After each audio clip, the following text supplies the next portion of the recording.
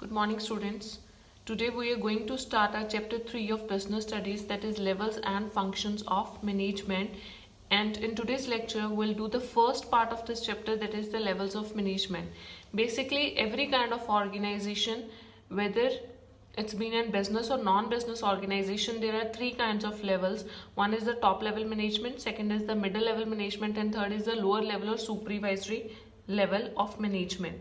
All the functions of management are performed at all the levels of management, but there is only a difference of degree.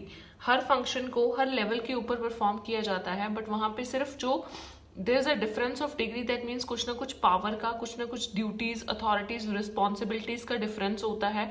Top management level जो होती है वो top के जितने भी administrative kind of work होते हैं वो संभालती है, एंड लोअर लेवल जितने भी डेली के काम होते हैं उनको संभालती हैं. So basically before going to understand the meaning of levels of management, let's understand the one concept, that is levels of organization. Every kind of organization has two levels. One is the managerial level and other is the non-managerial level. We can also say the managerial members or the non-managerial members. The managerial level or the managerial members, that is one who manage some or other person, जो किसी न किसी दूसरे person को manage करने का काम करते हैं. इन शॉर्ट दैट मीन्स ये ऐसे लोग होते हैं जिनके अंडर कोई ना कोई काम करता है और वो उस पर्सन को काम करने की इंस्ट्रक्शंस देते हैं. For example the CEO, the departmental managers, the supervisors. And non managerial members, they are the one who are at lowest level in a chain. वो एक पूरी की पूरी चेन के अंदर बिल्कुल लास्ट लेवल के ऊपर होते हैं, and they don't have any subordinate, और उनके नीचे कोई भी काम नहीं करता. They are the last in the chain, और वो आगे किसी को भी ऑर्डर्स नहीं दे सकते. उनको सिर्फ ऊपर से ऑर्डर्स मिलते हैं फ्रॉम देयर हायर और from their seniors. Like workers, they only follow the instruction of others. ये सिर्फ दूसरों के ऑर्डर्स या इंस्ट्रक्शंस को मानते हैं and don't manage any other person, क्योंकि ये सबसे लास्ट लेवल के ऊपर होते हैं. सो मैनेजरियल मेंबर्स, ऐसे लेवल या फिर ऐसे लोग जो किसी और पर्सन को संभालते हैं, they are the managerial level members. And non managerial, जिनके नीचे कोई भी काम नहीं करता.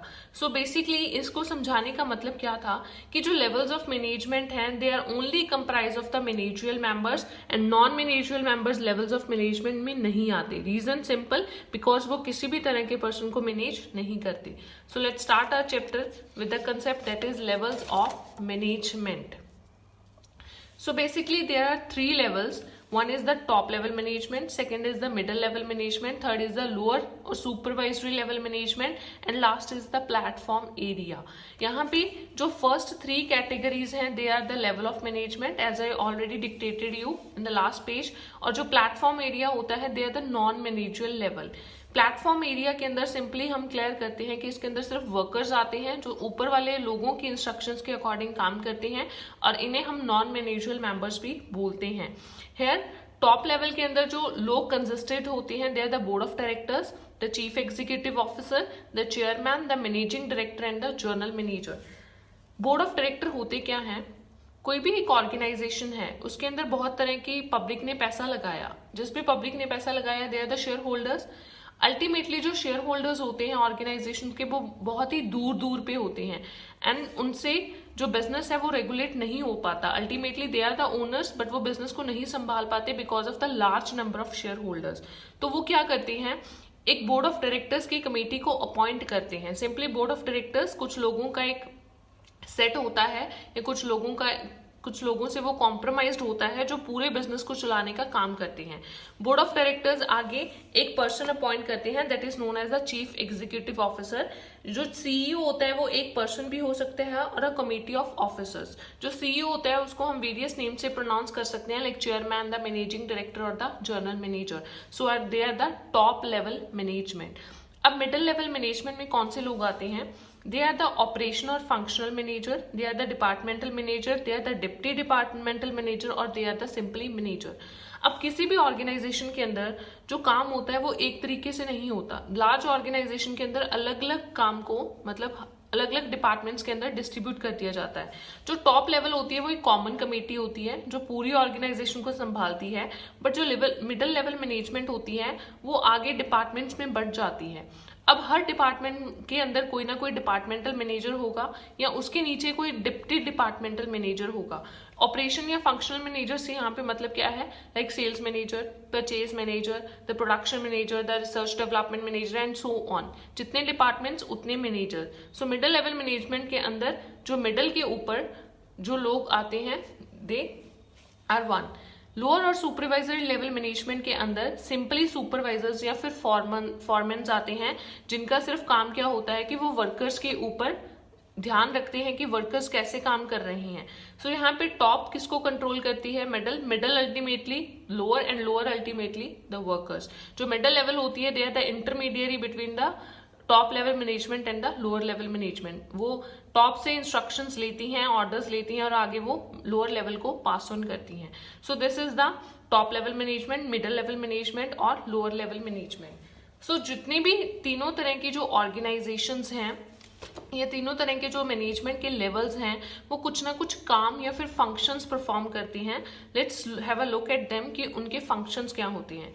Before going for the brief introduction of this, we have two concepts here. One is known as superior, other is known as subordinate. ये दो terms आप बिजनेस के अंदर पढ़ोगे। सुपीरियर इज वन जो अपर पोस्ट के ऊपर काम कर रहा है, एंड सबऑर्डिनेट इज वन जो लोअर पोस्ट के ऊपर काम कर रहा है। Here upper और lower is not related to any kind of level of management. Upper post means, for example, A एक पर्सन है जो मिडिल लेवल के ऊपर है, एंड साइमल्टेनियसली बी एक पर्सन है जो लोअर लेवल के ऊपर है। तो यहाँ पे सुपीरियर कौन होगा, ए, और सबऑर्डिनेट कौन होगा, बी। सी, अगेन इसी एग्जांपल के अंदर सी मान लो एक टॉप लेवल का पर्सन है, ये टॉप लेवल का मैनेजर है, तो यहाँ पे सी क्या हो जाएगा, सुपीरियर, और ए क्या हो जाएगा, सबऑर्डिनेट। तो अपर लोअर मीन्स जो किसी दूसरे पर्सन को रेगुलेट करने का काम करते हैं। Moving on, our first is top level management. Top management has all the management authorities and officers of these levels are accountable to owners or shareholders of the company. As I've already dictated you कि company ultimately owners या फिर shareholders चलाते हैं, they are large in number, तो वो आगे board of directors को appoint करते हैं. Board of directors, CEOs, they are the top level management. अब उनका काम क्या होता है, पूरे के पूरे business को run up करना, उनके पास पूरी की पूरी authorities here stands for the powers, और उनके पास इस तरह के जो लेवल के ऑफिसर्स होते हैं, अकाउंटेबल मींस आंसरेबल, उनको जवाब देना पड़ता है टू द ओनर्स और share holders of the company about the functioning of the company और about the position of the company.